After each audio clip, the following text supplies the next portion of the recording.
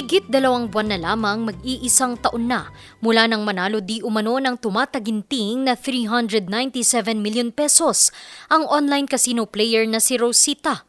Marso kasi noong 2025, tumama di umano siya sa ultimate jackpot sa lucky spin ng isang online casino gaming app. Pero nagpalit na ng taon, hindi pa rin niya di umano nakukuha ang naturang panalo. Nananawagan naman ngayon ang isang player ng isang online casino game na makuha niya ang panalo nga abot sa 397 million pesos. Narito ang report.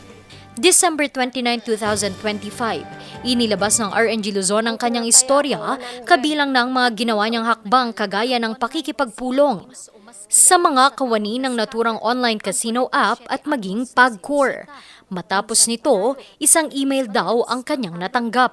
After the interview was aired on December 29, I believe it is also important to disclose that I previously received a this is letter from Bingo Plus.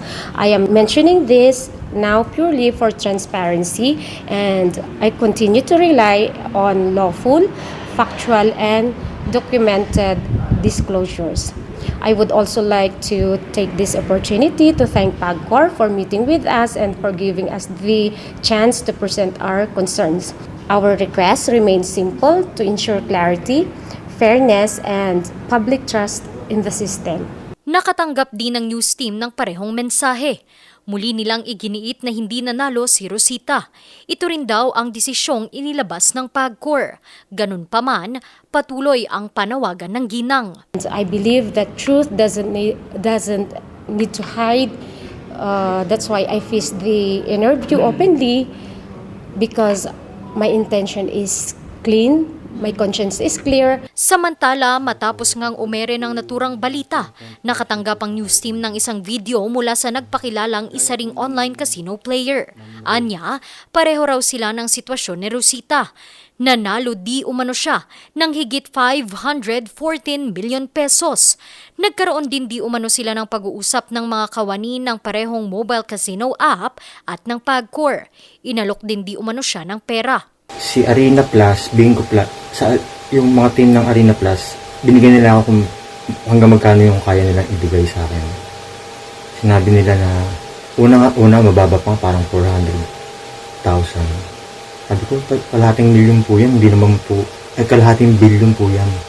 Hindi naman po makatwira naman po yung ibibigay nyo.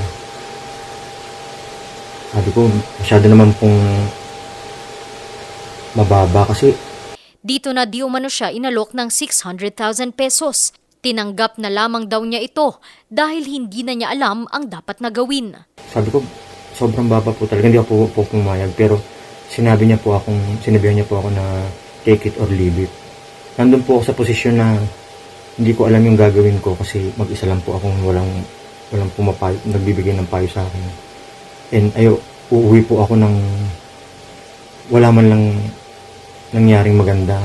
Pero matapos nito ay tsaka lamang daw niya napagtanto na hindi patas ang naging proseso. Muli daw siyang humingi ng tulong sa PAGCOR. Pero ayon sa kanya, sinabi di umano nila na kailangan niyang dumulog sa korte. Dapat po kasi yung PAGCOR yung may pangil sa mga ganyan. At pinoprotektahan nila yung mga players kasi sila na lang yung tanging magiging hustisya namin pagka kami yung nasa tama. Ayon sa dalawa, dapat ay malinaw ang mga rules ng bawat laro sa naturang online casino app. Yung screenshot ng ruleta na dapat nasundin, hindi yung game record. Kasi sabi ni Rome, isa sa mga customer service nila, na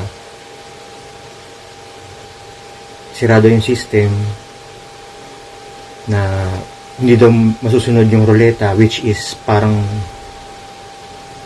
sobrang common sense naman po kasi yung ruleta yung unang-una makikita ng tao kung mananalo siya or hindi. So kung hindi masusunod yung ruleta, para saan pa yung nakikita ng tao na yun? Bilang isang online casino player, mataas po dapat ang antas ng transparency. Digital po ang platform, walang physical na bola o actual na roleta na nakikita. Napakahalaga po na malinaw kung alin ang visual lamang at alin ang tunay na basihan ng resulta. Muli naman kaming nagpadala ng email sa Pagcor at online casino app pero hindi pa sila sumasagot sa amin. Bukas pa rin naman ang news team sakaling nais na nilang magbigay ng komento o pahayag. Randy Guzman, RNJ News.